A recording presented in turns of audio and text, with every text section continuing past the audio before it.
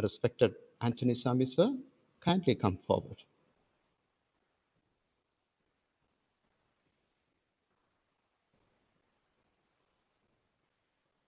Good afternoon. Am I audible? Yes, sir. Yes, you Yes, are sir. audible. Reverend Dr. Dasapan, Principal, Reverend Dr. Dominic Joseph, Head Department of English and Media Studies, IQAC officials, Miss Melissa Hillary, faculty, members, students, St. Xavier's College, Trivandrum. Once again, good afternoon. Let me congratulate St. Xavier's College for your initiative to sensitize yourselves with one of the most important means of implementation of NEP 2020, namely blended mode of teaching and learning. As members of higher educational institutions, we are invited to be aware of the strengths and areas where improvements are required in the perspectives of institutions at the periphery. Father Dasapan hit the nail on the head by saying that there are lots of opportunities for educational institutions like ours to explore by implementing blended learning. Without much ado, let me go into the main part of the talk. I'm sure you have already seen the discussion points along with the invite.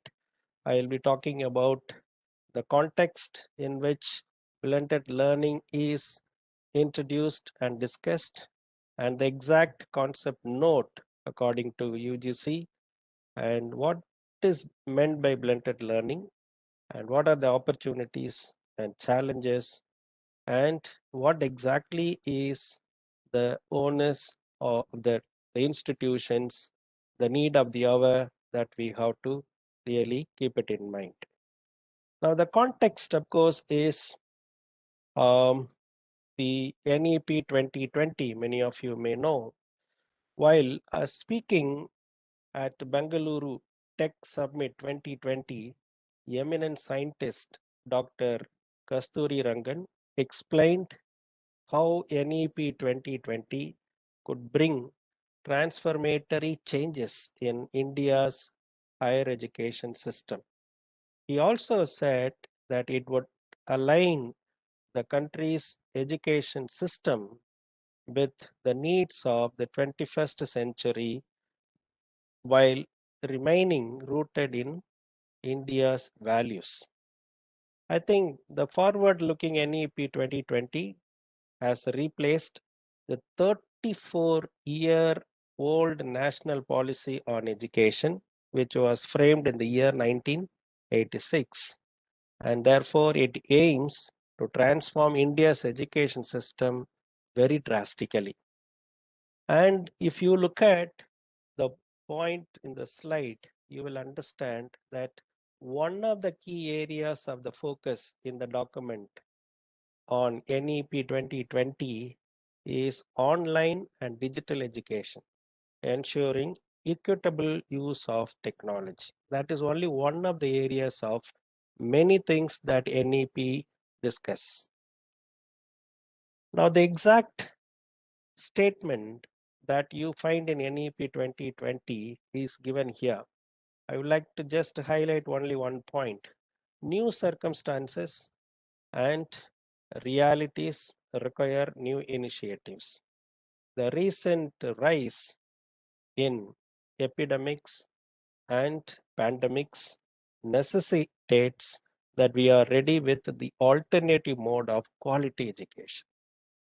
Whenever and wherever traditional and in-person modes of education are not possible. I think that is the important point. And we could have realized it more than ever during the pandemic time. In this regard, the National Educational Policy 2020 recognizes the importance of leveraging the advantages of technology while acknowledging its potential risks and dangers that is also there. Now, Some of the initiatives taken by the government or suggested by the government in the wake of NEP 2020 are given here. Namely, a pilot study on online education could be carried out, and it is also done by the government. Digital infrastructure is to be enhanced. Online teaching platforms and tools have to be explored. Content creation, especially e-content creation, digital repository and dissemination of information through online, addressing especially the digital divide, which even Father Dasapan touched upon in his introductory remark, virtual labs that have to be explored, training and incentives for the teachers, online assessment examinations, and of course, laying down certain standards which we have to follow. Among all these key initiatives, one of the important key initiatives is blended modes of learning that is there in the point. Blended modes of learning is what is considered as a means of achieving NEP. And that is why UGC is trying hard to push it or having it to be implemented among higher educational institutions in India. Now, the context once again is the point of discussion is based on the recent circular by UGC dated 20th May 2021, permitting all higher educational institutions to teach 40% of any course online and the rest 60% offline. So this is the kind of permission that the UGC has given all higher educational institutions in India. This is not simply a permission, it is also a kind of an indirect hint that ultimately, at the end of the day, higher educational institutions should be able to adapt this particular model. I think that is a very important point that we'll have to keep it in mind.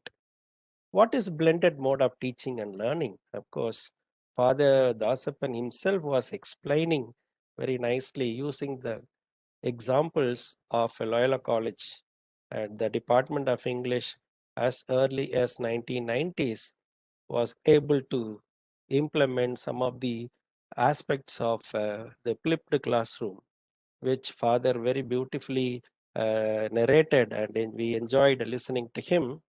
And to explain in nutshell what is meant by blended mode of teaching and learning is simply it is a kind of a teaching approach or a learning approach that combines face-to-face classroom methods with the computer mediated activities to deliver instruction. That's it. So it's a kind of a blend of face-to-face interaction and the computer mediated explanations, activities, and so on. This particular pedagogical approach means a mixture of face-to-face and online activities, as I said, an integration of synchronous and asynchronous learning tools. That's it.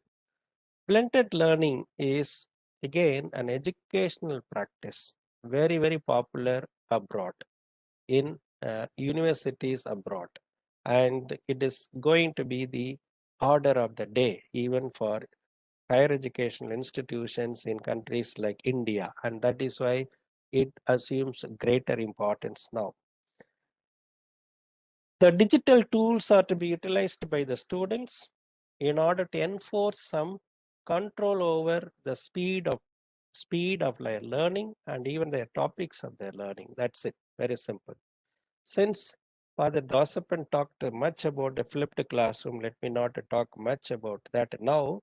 And in a way, flipped classroom is also one of the aspects of blended learning. Flipped classroom encourages the teachers to share the materials even before they come to class online through some digital tools that they use simply for Google Classroom, which they create, or Moodle platform, which they use.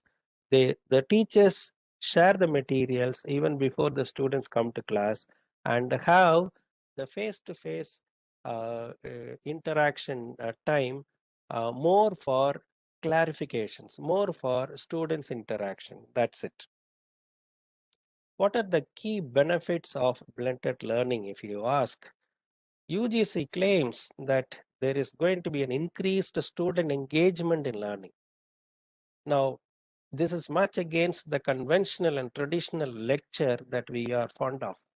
And blended learning is going to open floodgates for these benefits. And it is going to be an enhanced teacher student interaction. Interaction also is going to be more. And there is going to be an improved student learning outcomes and more flexible teachings and learning environments. Today, we are all talking about outcome based education. That is also another important topic that we have to discuss. And higher education institutions are compelled, almost encouraged and compelled to adapt OBE, outcome based education, and increased opportunity for institutional collaborations at a distance. Today we are collaborating in a way.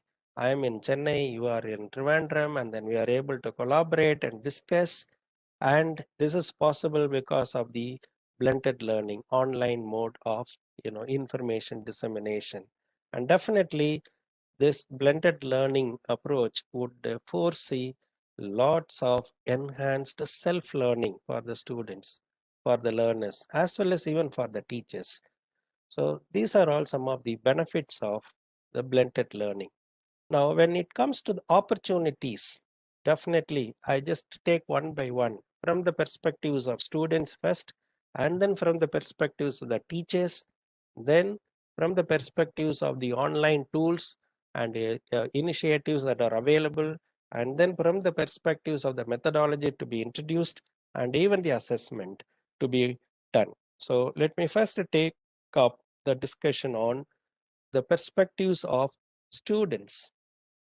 How does blended learning help students, to go up in the ladder of success, okay, in the rungs of the ladder of the success? That's a very important point. Now, flexibility is an important advantage to the students. Flexibility. NEP 2020 clearly states that it is the time for us to take on this policy because it is undoubtedly student centric. It is going to be the student who is going to be an important stakeholder for all of us. Student is the main stakeholder for all of us.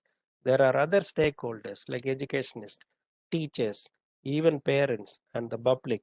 Among these stakeholders, the pivotal point of discussion is the student. The student has to benefit much.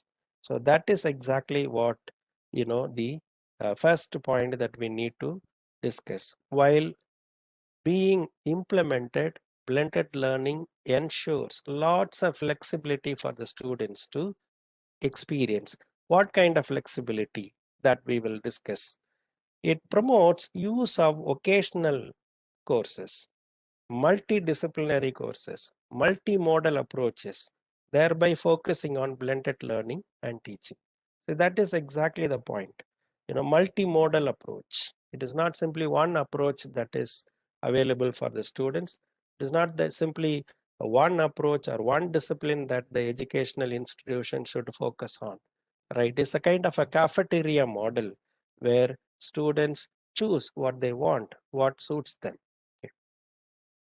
Now, in addition to the flexibility available to students, we also see the students' centrality, the learner's centrality.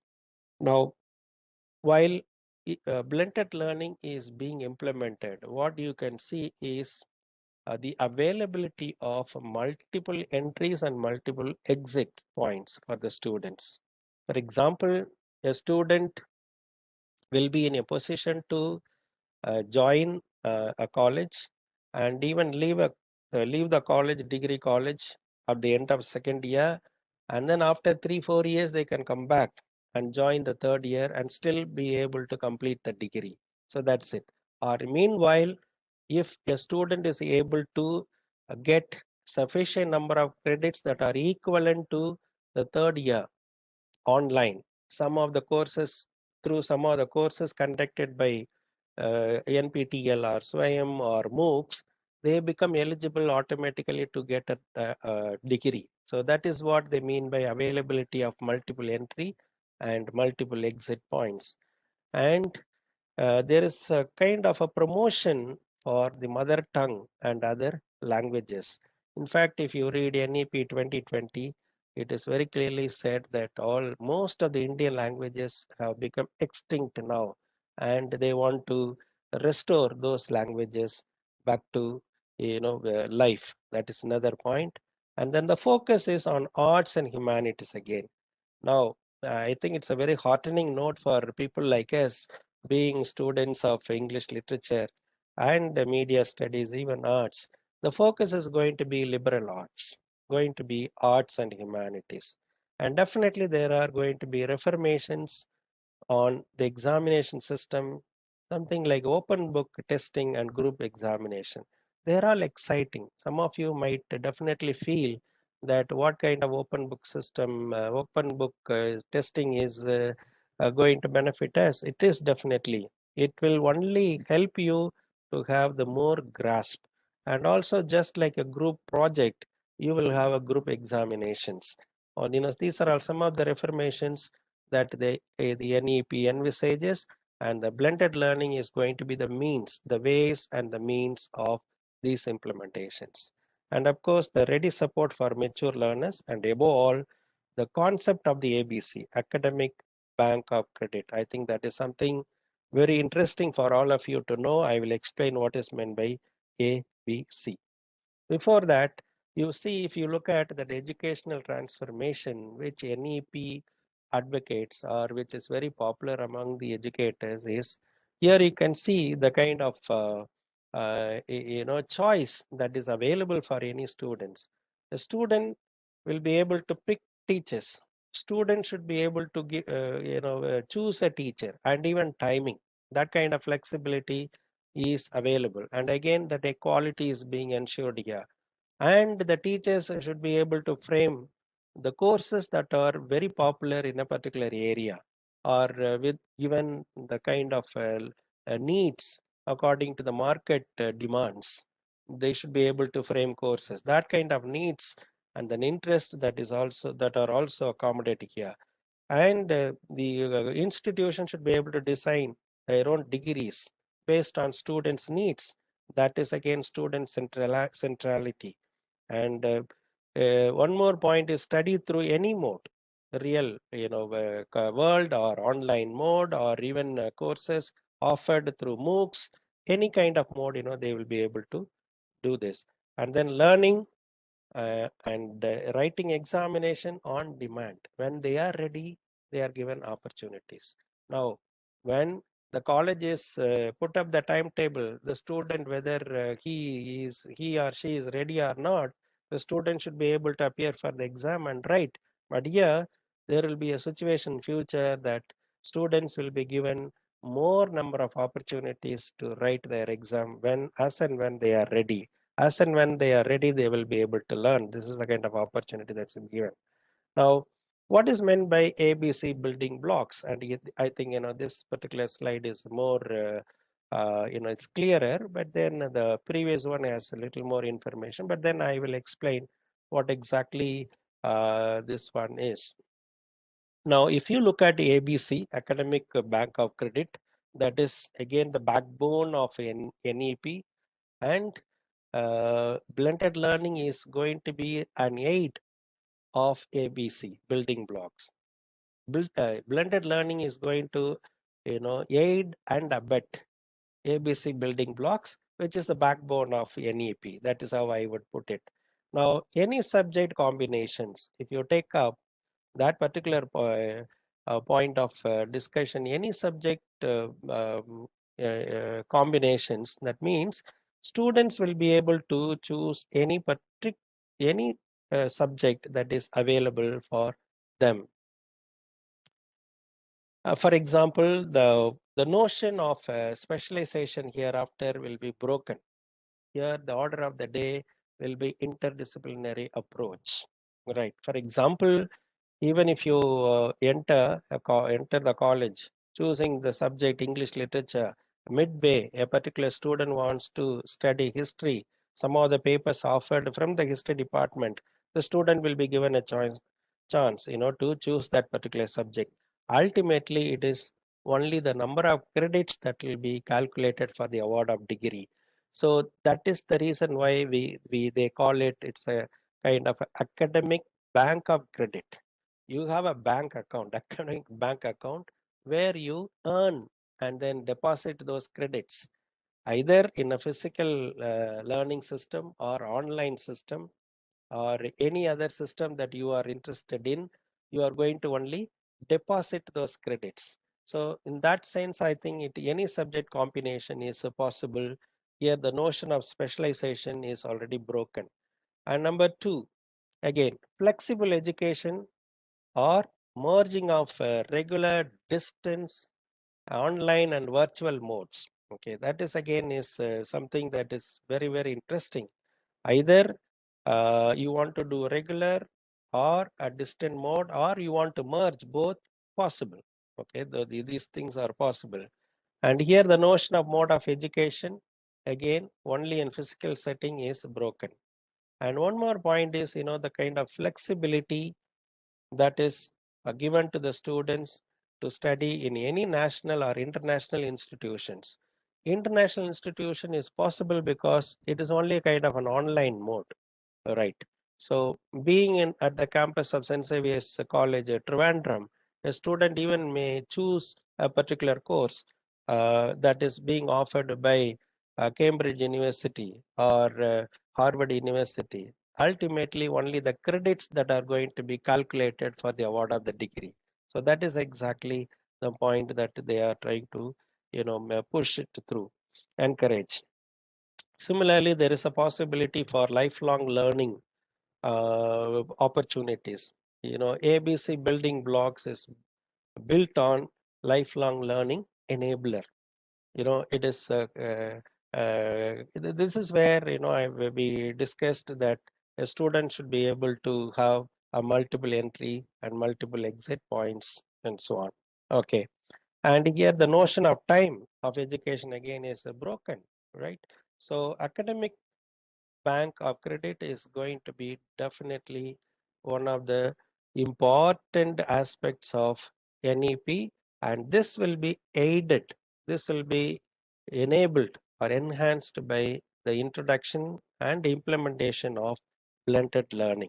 The blended learning only will enable a student to have a number of credits on a physical setting as well as online courses. So that is a very important aspect. Now, from the point of view of the learner, okay, there are many advantages when they are introduced to blended learning. When they are in a blended learning environment, there are so many opportunities for them. They will be able to increase, their own interest, and they will be given opportunities to keep their focus for a longer time. That's again another very important. Learner autonomy is possible. They will be able to own their learning. They will be able to instill a kind of a disposition of self advocacy. Self advocacy is here nothing but taking the responsibility of their own learning and also tracking their own individual achievements. Now definitely students will like to also know how many credits they have earned. They will like to see again and again in their academic bank of credit, after completing one particular online course, what is their stand or with regard to the credits. They'll be interested in knowing. So there, in that sense, this system will instill a disposition of self advocacy, and also the system promotes student ownership. Right, they own their own learning. It instills a sense of student ownership over learning, their own learning, which can be powerful, and it allows instant diagnostic information and student feedback also.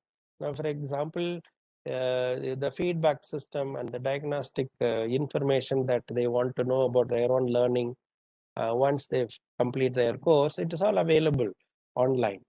That is the reason why blended learning is becoming popular. And also the system, blended learning, enables students to learn at their own pace. Here, the possibility for the fast learners to go up faster, even to complete their degree, 5-year degree program in 4 years, it is possible. Or in a 5-year degree program, they will be able to have more number of credits also. They would have earned more number of credits, right? Like something like what we had earlier, the same set of students were given honors degree, right? Some students were given only BA, and some students were awarded with the BA honors because they were able to do much better. Okay, that possibility also is there. And slow learners will be given more time to have their own learning actualized. So both are possible. Fast learners can go faster, slow learners can have their own pace of learning. So that particular possibility also is there. And blended learning prepares the students for the future. It's a kind of a future looking, forward looking trend. Now moving on to the next point, the role of the teacher in blended learning environment and what is the advantage for the teacher. As it is given, shown in the slide, blended learning shift the teacher's role from the knowledge provider to coach and a mentor. This is a very important role. We have been thinking that the teachers are the only knowledge providers. The teachers only have the knowledge. And now that particular role is redefined. The knowledge provider role is being redefined as a coach, as a mentor. This shift does not mean that teachers play a very, very passive role or less important role in students' education. Quite contrary, with the blended learning, I think teachers can have even more profound influence or effect on students' learning. And if you look at the point 2.2 that is taken from UGC concept note on blended learning, very nicely they have defined. Traditionally, classroom instruction has largely been teacher directed, top down, and one size fits all, with a bit of differentiation thrown in.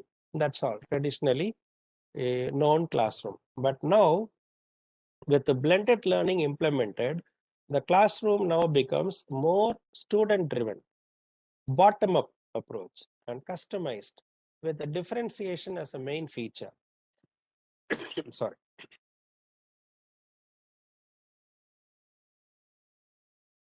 Sorry. The differentiation as a main feature, as I told you, the teacher will be able to address the learning needs of a heterogeneous group. There will be time, there will be mechanism, to address to that kind of learning needs. And that is what blended learning is highlighting all about. Something that's very, very important. In short, blended learning provides an appropriate balance between online instructions and which offers a very interactive, tech-based learning, individualized pacing, and even privacy that keeps students continuously engaged and motivated, right? Teacher-led instruction. These are all some of the advantages that you can see here in the blended learning. And that way, I think the role of the teacher is redefined, and then he becomes more of a facilitator, more of a coach, more of a mentor, and thereby will have more influence and more control over the students. In fact, the student and the teacher relationship will be strengthened. I think that is what is foreseen. Yeah. Now, what are the ICT initiatives and tools that are available? ICT initiatives and tools, of course, you see the first one, OER, Open Educational Resources. Open educational resources available through some of the some of the websites. Definitely kind of a blessing in disguise. For example, what do you see here? NMEICT, National Mission and Education through Information and Communication Technology. Okay, and the next one, NPTEL, all of you know, National Program on Technology Enhanced Learning. And these are all some of the platforms where you can have open educational resources. Today, open educational resources have become very, very popular among the educators. Even United Nations have encouraged as many as open educational resources to be created, to be collaborated, and made available on public domain, and even encourage the learners and teachers to use open educational resources. So this is possible only through introduction or implementation of blended learning. So OER, first one. And of course, and many of you may know now that Creative Commons is a kind of collaborative movement among the educators, is a global movement. It is meant for sharing free, internationally known, easy to use materials available for all the learners. So Creative Commons again is another advantage that is going to be definitely one of the aspects of blended learning. And of course, MOOCs and Swayam, these are all the platforms where students can take courses, complete the courses and transfer these credits to the main degree. Okay, that is again is possible. Or if not, they are happy with what is being available or offered by the institution, they can even go beyond to do more number of courses that are supplementary and available in MOOCs and Swayam. So that is again another point. And there are certain platforms, learning management system, available for learning as well as evaluation. Any number of platforms are available today. Moodle, Google Classroom, they are all licensed, but then they are free for limited uses, limited access. So you can definitely go for the basic things. And even Canvas, offered by Australia, and the Moodle is offered by once again Australia. And most of the Google Classroom definitely is offered by USA, and even India has tried one, PVS India. It's a licensed version. These are all some of the platforms which can be made available for the students for learning as well as evaluation. And in addition to that, there are number of effective technologies like a simulation lab, where the actual the practicals of the practicals that the students do in their lab, science lab, they can have a simulation. Through simulation, they will understand exactly. That is again is something. It's a kind of licensed tool, but then when the educational institutions go in for upgrading their own lab facilities or blended learning mode, they will definitely bring in. This is one of the challenges that is going to be faced by educational institutions also. Okay, then you have virtual lab, and then robotics. Robotics is much useful for the engineering students. And then POSE. POSE is again an open, a free open source software. It's a source software for education. It promotes the use of educational tools in academia as well as research. It is actually is a part of our national mission on education through information and communication technology, which I referred to NMEICT. It's a kind of initiative of Ministry of Education, Government of India. Okay. Now, and a few more ICT tools for collaboration and user-generated content is blogging. I don't have to talk about blogging. Many of you might be using Blogger, and there is a spelling mistake. There is the WordPress is one of the sites, and then Blogger, e-blogger, another site which you may use for blogging. Blogging definitely helps students to co-create knowledge and exchange ideas. And this is where students can have kind of a sense of ownership of their own learning, and how they will be able to see how much they are able to produce. And then there is something called sticky notes and shared documents, something like Google Doc, Google Slides, right? These are all the softwares, these are all the internet tools which help students to collaborate their own ideas with the fellow learners and the teachers. And even you can generate a lot of contents. Similarly, you have concept mapping, map mind mapping, infographics. These are all some of the tools that are available for students to collaborate ideas, even keep ideas in a kind of a nutshell and keep it for themselves. And there is something called a comprehensive activity tools also, and the Padlet and the Miro and the Whimsical. These are all some of the internet sites where you can try comprehensive activity tools.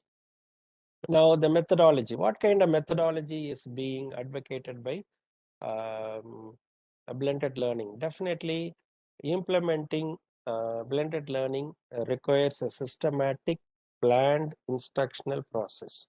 The first one definitely is generating ideas. See, the lecture alone is not enough. So that's a concept. Now, going beyond the lecture, how the student and the teacher will be able to generate ideas, how they will be able to brainstorm ideas using online portals, using the physical setting. So this is what is the methodology that is being uh, advocated here. I think more of interaction is possible here, right? It is not simply one-way traffic. It is a kind of a more interaction that is possible. Student and teacher become co-creators of knowledge, right? Concept mapping and concept mind mapping and so on, and even exposure to the real world. Today, the field visit is confined to only a few departments, and we will have a time that all of us will have to have a field visit, visiting the library, visiting some of the organizations where exactly that particular concept is practiced, and case study, cooperative learning strategies. These are all some of the methodologies that are being suggested by BL to the institutions. And there is something called a project-based learning and project management platforms to even to deliver lectures or even to collaborate projects and even to do assessment and feedback. And I don't have to mention much because MOOC is one of the project management platforms, project-based learning system, MOOC, and NPTEL or SWAYAM. These are all some other platforms that are already available through which the teachers who are specialized in a particular area offer courses, and students join that course and then benefit a lot. Okay, that's it. Then assessment, of course, is going to be something very important today, and it is not something like what we have the semester examination once we have an all written examination and so on. Now, what is being suggested in NEP and to be implemented through BL, blended learning, is CCE, continuous comprehensive evaluation, which the schools were introduced a few years back. A student will have a continuous comprehensive evaluation done throughout the semester in the college. It's not simply one-time assessment. And some of the innovative trends in evaluation and assessment are you have summative evaluation strategies. That is where open book system, open book examination comes.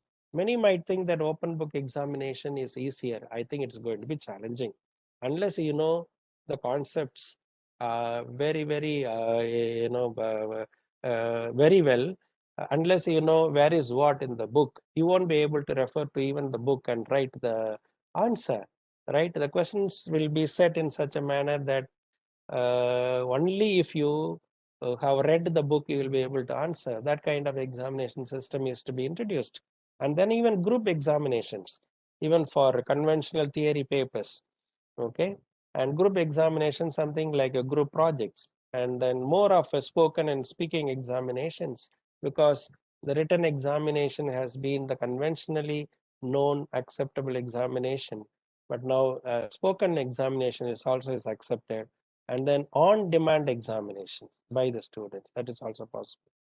Then formative evaluation strategies, of course, is done through e-portfolio and creative products and classroom online quizzes. These are all some of the strategies that are suggested by UGC to make assessment complete and foolproof and even satisfying for the students.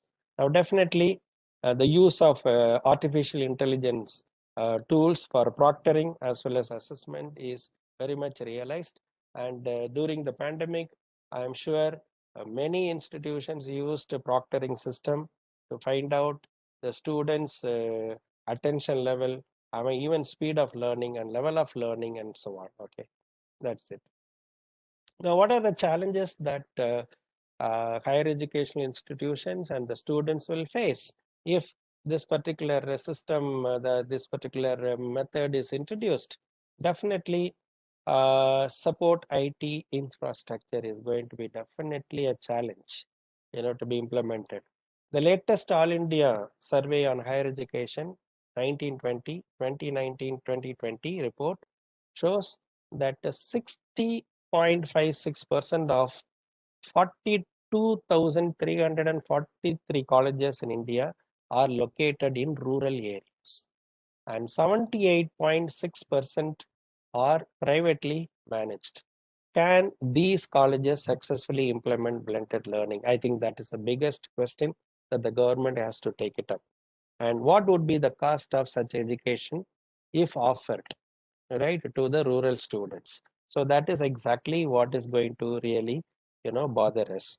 Now, if you think of the IT infrastructure support system in a colleges like St. Xavier's College at Trivandrum, you may have lots of infrastructure, the typical hardware and the software requirements to be implemented for a blended learning. But then the kind of list that is being suggested by the concept note might definitely bewilder you. You may feel flabbergasted.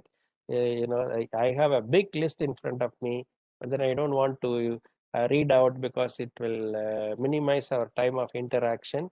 So just go through that concept note and find out that there are at least say 50 items like even HD camera, lighting, backdrop, you know the RAM, what kind of RAM the college should use, what kind of internet link, and what is a video editing software you should have.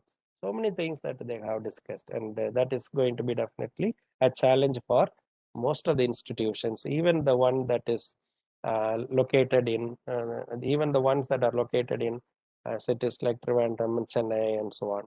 And of course, connectivity for students is going to be an issue, and definitely some of you might have experienced this connectivity issue, that bandwidth issue, even joining this particular webinar.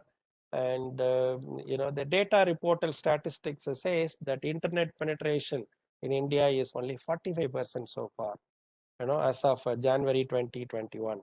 And this particular method of blended learning will definitely warrant 100% internet penetration in India. When are we going to have 100% internet penetration in India? That's going to be another challenge that we'll be facing. And the paradigm shift.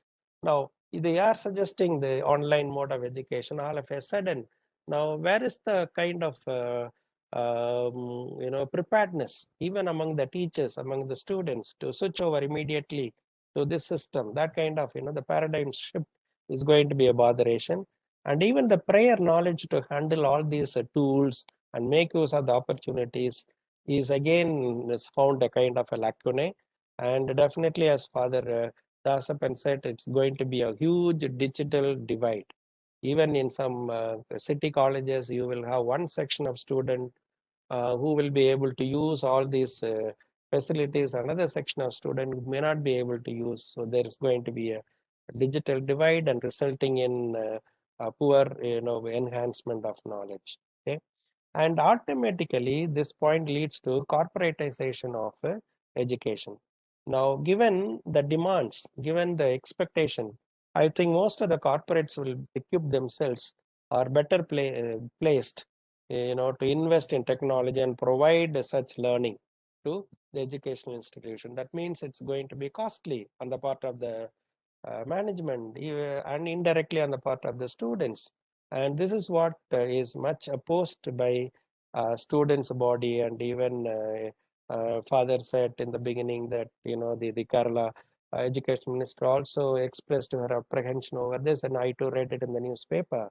So, and then I have put it as a yield-round formation. Actually, it is much against blended learning will not pave way immediately to all-round formation. We are all very keen on all-round formation. It's not simply intelligent quotient or emotional quotient or spiritual quotient or even physical quotient that is more important for a person to flourish, to become an acceptable personality. So that is going to be at stake. And the interaction, of course, is going to be minimal, at least initially, right? And learners' adaptability again is going to be again another important issue. So what is the need of the hour? The need of the hour to the government as a recommendation to the government as well as to the society and all the stakeholders here is, let us ensure access to technology and bandwidth for all higher educational institutions across the country free of cost. If the government is going to do that, I think blended learning is going to be definitely a dream that come true. And again, a massive digital training programs for teachers. Teachers are a little handicapped right now to take it off. Definitely, it is a kind of a challenge. So we need to have a kind of a training program, and then even the teacher student ratio to be readjusted. Given the situation in a class 80 students, 90 students in some colleges, a teacher will not be able to manage so many students.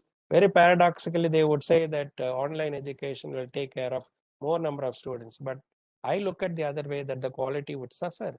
And then decentralized curriculum design, right? In the beginning, in the introductory note, Father Dasapan very clearly said that we have to redesign our curriculum in order to take up this program. It is true, and that that curriculum has to be done at the local levels, at the college levels, at the state level. It is not to be done at the central level and then simply see that one size fits all. No, it's not. And ultimately, it is going to be a bottom-up approach. Okay, so it's definitely we have to ensure that it is a bottom-up approach, it's not top-down approach. And then we also need to do an overhauling of the curriculum even at the school level. Even though NEP has suggested some changes, I think that it is not enough. A complete overhauling of curriculum at the school level is again another requirement for successful implementation of blended learning at the college level. And of course, periodical discussions, feedback mechanisms, and support services is what is being expected. Now, finally, the last point that I would say, I wanted to say a final note, but then I changed it as a keynote. This is a very important point. Having said so much about the opportunities that are available and some of the challenges we might be facing on implementation of blended learning, let us remember that it is going to be definitely the interest of the teacher and the students. It is the effort that is going to be taken up by the teachers and learners that is going to determine the success. I think that kind of climate is to be nurtured, and it is definitely is an important one and the need of the hour. And I just like to end this my speech on blended learning with one of the incidents that I'm very fond of in that took place in Abraham Lincoln's life. You may not be able to read, but then let me read it aloud quickly. It's called a Creative Touch. On the first day, as President Abraham Lincoln entered to give his inaugural address, just in the middle, one man stood up. He was a rich aristocrat. He said, "Mr. Lincoln, you should not forget that your father used to make shoes for my family." And the whole Senate laughed, and they thought they had made a fool of Abraham Lincoln. But Lincoln And that type of people, that category of people are made of a totally different metal. They belong to a different category. Lincoln looked at the man who said like this and said, "Sir, I know what my father used to make. I know that my father used to make shoes in your house for your family. And there will be many others here because the way he made shoes, nobody else can. He was a creator. His shoes were not just shoes. He poured his whole soul in it. I want to ask you, have you any complaint about your shoes?